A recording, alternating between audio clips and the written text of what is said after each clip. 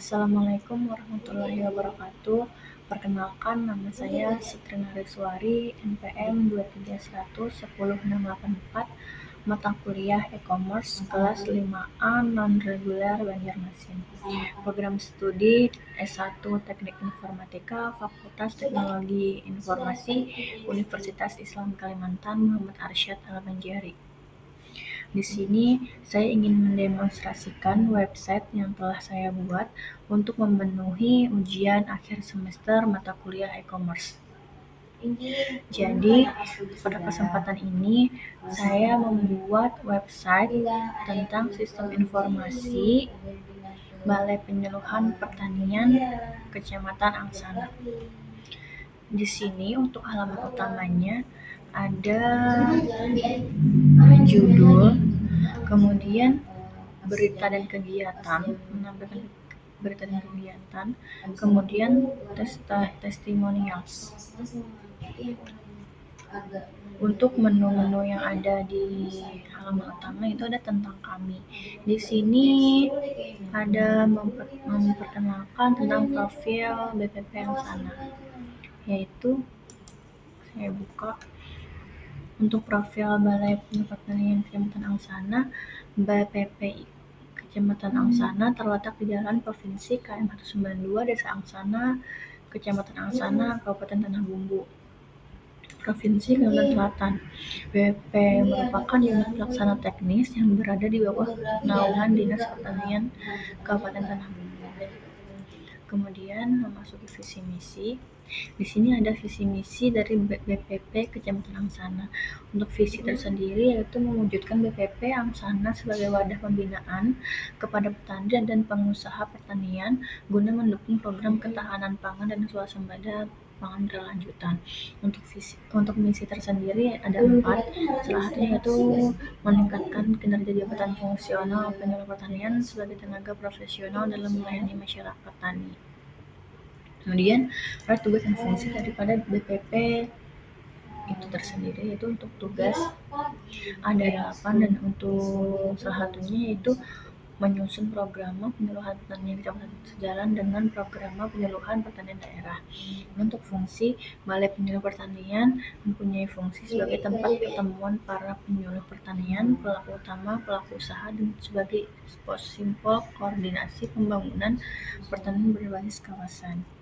Kemudian untuk struktur organisasi, di sini ada koordinator, POPT, Mantri Tani, Tata Usaha.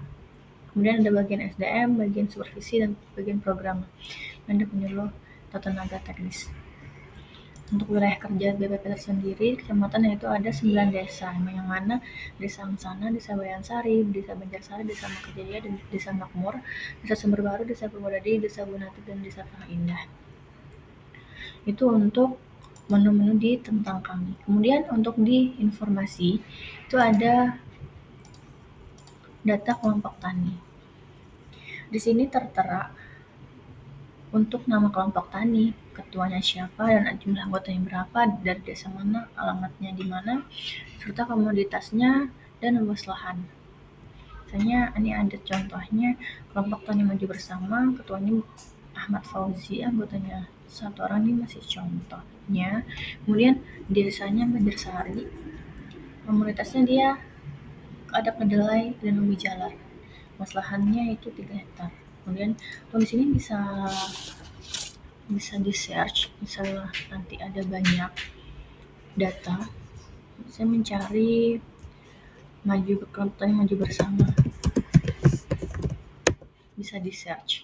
Kemudian jika selesai dalam pencarian bisa kembali. Kemudian di informasi tersendiri ada menu berita, yang mana yang tampil di depan halaman utama tadi. Untuk di sini bisa di read more jika ingin membaca lebih jelas dan lengkap. Seperti ini. Kemudian itu untuk yang ada di informasi. Untuk layanan, di sini ada pelatihan, e-learning, konsultasi, testimoni, dan feedback. Untuk layanan tersendiri ada pelatihan. Ini adalah data-data atau arsip pelatihan yang ada di BPP Kecamatan Angsana atau yang berkaitan dengan BPP Kecamatan Angsana, yang mana ini adalah arsip daripada admin BPP. Ini juga bisa di search ya, pertanian lokal bisa di search. Ini juga selesai dengan pencarian bisa kembali. Kemudian untuk e-learning ini ada yang public, bisa langsung diakses oleh semua orang, dan juga yang internal, yang mana internal ini bisa diakses jika mempunyai akun. Ini contohnya dulu yang public. Klik lihat, ini ada panduan budidaya jagung hibrida, materi pembelajaran mengenai teknik budidaya jagung hibrida mulai dari persiapan lahan. Untuk download materi bisa di-download. Untuk download materi bisa saya coba.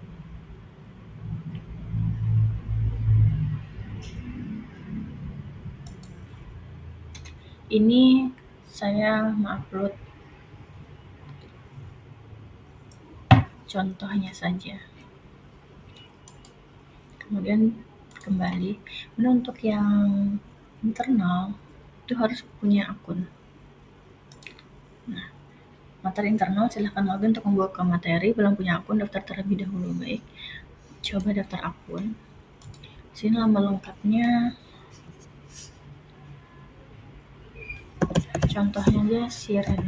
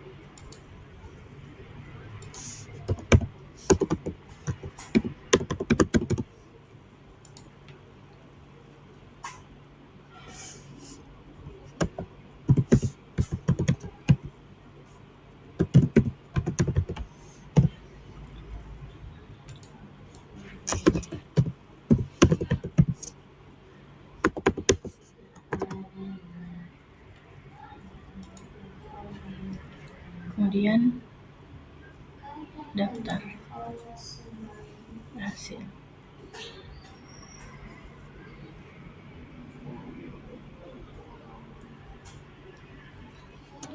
Kemudian untuk OTP itu masuk di WhatsApp, yang mana untuk itu masuk di WA saya 678394. Berhasil. Kemudian buka lagi, login.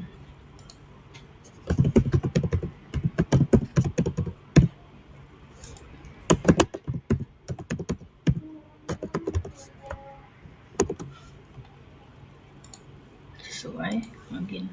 Nah, bisa dia membuka akses yang tadi. Ini modul penyusunan RDKK Kamu Tani. Untuk tuan materi, misalnya ini contoh dari materi yang ulun coba upload. Dan bisa kembali. Kemudian layanan konsultasi. Di sini bisa ajukan konsultasi. Jika sudah ajukan konsultasi, bisa cek status konsultasi. Kemudian bisa di scan QR konsultasi. Ajukan konsultasi. Saya coba mengisi.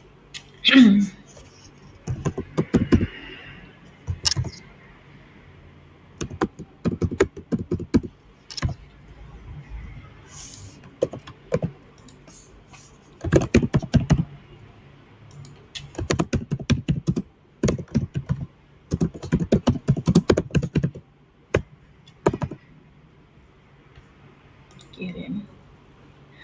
Nah, untuk konsultasi ada notif Jika belum mengisi data tamu terlebih dahulu, dia tidak bisa mengajukan konsultasi. Oleh karena itu, langsung beralih ke menu tamu.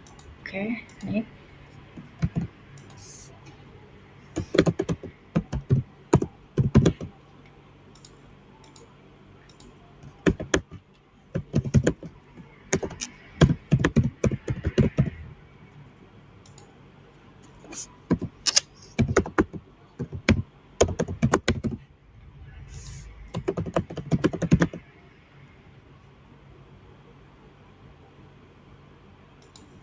Nah, langsung beralih ke menu form konsultasi. Dan tadi timun, contohnya timun kering mengakibatkan tidak panen. Kirim. Nah, berhasil. Kemudian bisa dicetak untuk kartu konsolnya, tapi ini belum dijawab oleh admin. Ini untuk kartu konsolnya. Timun kering mengakibatkan tidak panen. Kemudian cancel. Detail konsultasi.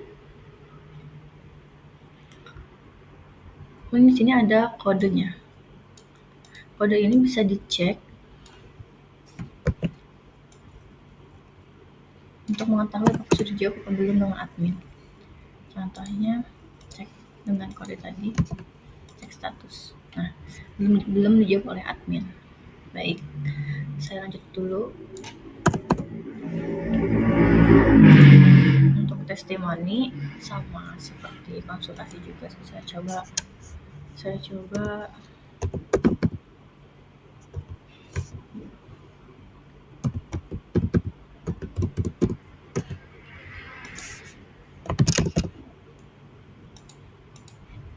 kirim. Nah, karena belum ada mengisi data tamu, isi data tamu terlebih dahulu.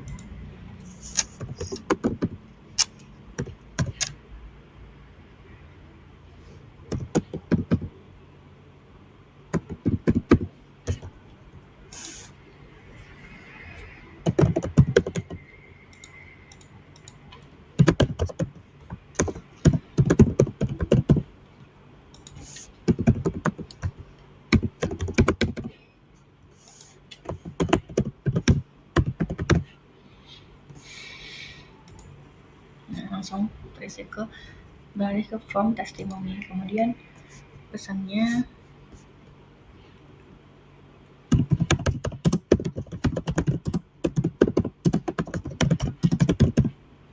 pilih rating 5, kirim. Berhasil mengirim. Kemudian di sini ada feedback. Feedback sama seperti konsultasi dan testimoni.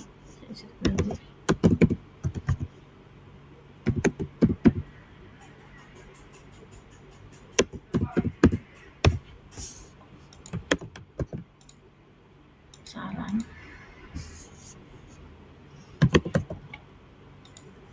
Karena dia belum mengisi data tamu, dia beralih ke registrasi tamu baru. Saya mengisi.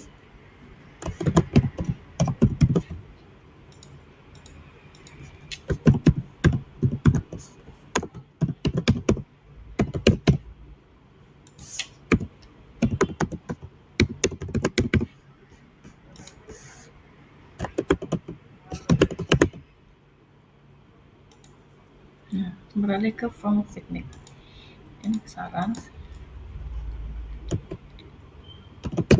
Mohon lebih cepat dalam memberikan layanan. Kirim feedback. Nah, sudah terkirim. Baik. Kemudian untuk buku tamu, di sini jika ada tamu baru, itu daftar di tamu baru. Contohnya, daftar.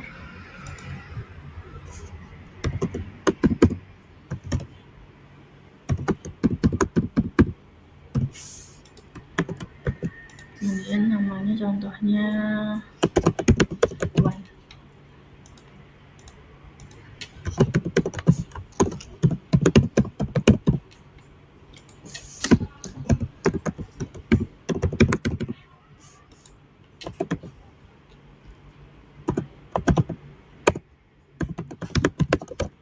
sekian sehari. Nah, Rituan ini jenis kunjungannya apa? Apakah dia pengunjung umum, misalnya dari masyarakat, atau petani, atau dia dari instansi pemerintah, misalnya dia dari dinas sebelah ingin berkunjung ke dinas pertanian yang mana di sini BPP di bawah naungan dinas pertanian. Contoh saja di sini pengunjung umum, ini tidak ada instansi, tujuannya menurut koordinator, tanam bumbu, keterangannya ada. Nah, di sini tanda tangan. Untuk pengunjung umum boleh tanpa tanda tangan atau opsional. Jika tanda tangan boleh, jika tidak juga tidak boleh, tidak apa-apa. Untuk instansi pemerintah wajib tanda tangan. Simpan buku tamu. Nah, terima kasih atas data kunjungan yang bisa disimpan. Kemudian untuk jika dia sudah pernah bertamu kan, terus nanti dia bertamu lagi, dia langsung aja mengisi di tamu lama. Langsung masukkan teks yang tadi. Nah, Rituan. Gitu. Kemudian langsung saja saya ke menu admin. Di sini ada login.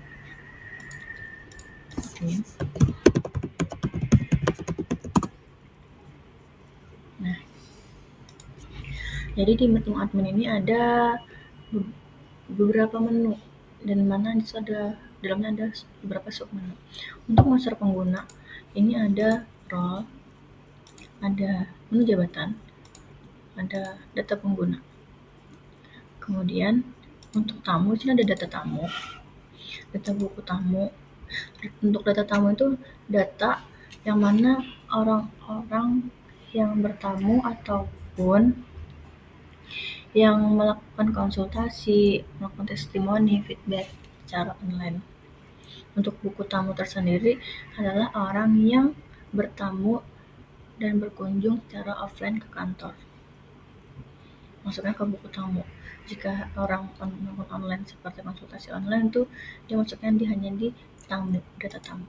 Kemudian konsultasi. Kemudian tamu ada testimoni, ada feedback. Nah, untuk menu konten ada sepenuhnya data pelatihan, data e-learning yang tadi. Kemudian untuk informasi di sini ada data anggota kelompok tani, ada data kelompok tani, ada kategori daripada informasi, di sini informasinya. Kemudian ada iklan. Untuk penyuluh sini ada data penyuluh. Kemudian penugasan penyuluh. Kemudian laporan penyuluh dari penugasan tersebut. Ini adalah menu profil. Ini halaman website untuk mengisi tentang kami yang di halaman depan. Sini pengaturan websitenya. Nah, di sini arsip dokumen yang mana untuk arsip tanda tangan daripada koordinator masuknya di menu arsip dokumen. Nah, saya kembali ke menu tamu. Tadi kan banyak dari Zaskia tadi yang dia melakukan konsultasi, dia melakukan testimoni, feedback, dan tadi tamu. Dia masuk di data tamu. Dan yang di buku tamu hanya si Rituan karena dia offline. Kalau yang 3 pertama yang konsul online atau testimoni ataupun feedback itu online, jadi masuknya hanya di data tamu saja. Gitu. Kalau untuk yang daftar akun di e-learning itu masukkan di data pengguna, dia sebagai tamu. Begitu. Kemudian untuk konsultasi tadi kan ada yang konsul. Di sini keterangannya pending karena belum dibalas. Saya coba untuk membalas. Saya coba membalasnya, contoh aja.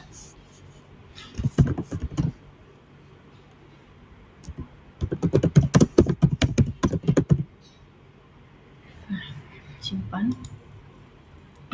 Konsultasi berhasil dijawab. Baik, saya kembali lagi ke halaman depan.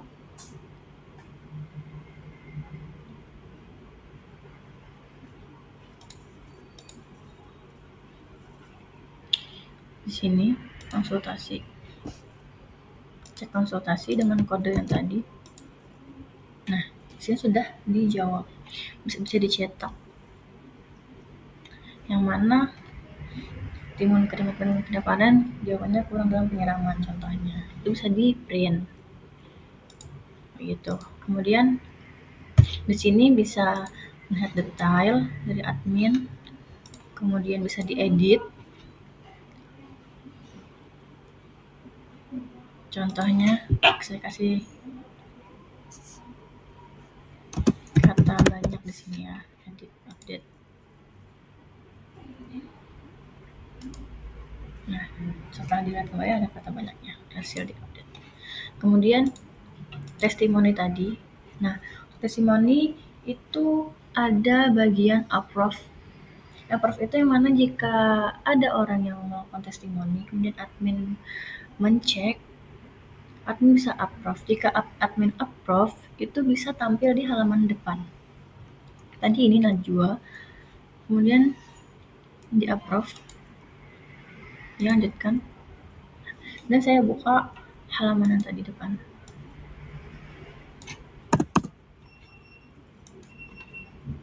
Nah, di testimoni ada namanya Najwa, gitu. Kemudian untuk feedback ini bisa dicetak oleh admin. Kemudian untuk cetaknya tersendiri, di sini merupakan tanda tangan elektronik oleh koordinator. Saya coba di data tamu atau di konsultasi aja. Review ajukan.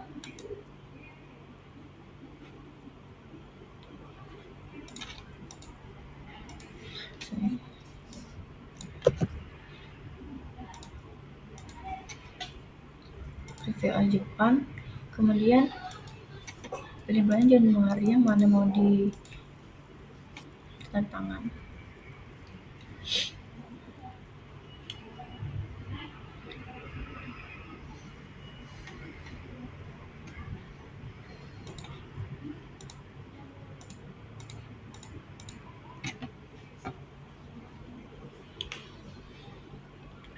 Mungkin lambat jaringannya, coba kalau untuk data tamu.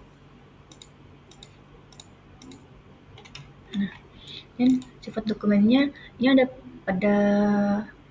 4, ada biasa, penting, sebenarnya rahasia. Ini nanti ada tampil di akun koor.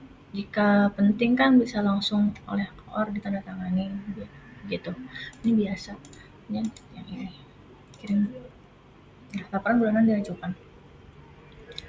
Kemudian kita beralih ke menu koor. Jadi kita login. Masuk. Nah, masuk tadi kan di sini laporan tamu bulanan. Di sini coba kita tanda tangan. Setuju.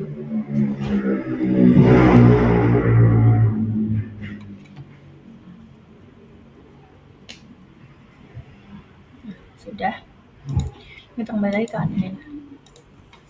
Dia masuknya di arsip dokumen. Di bagian dokumen sah.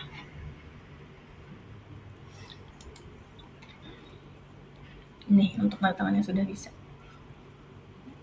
Dan kita cek untuk hasil barcode-nya.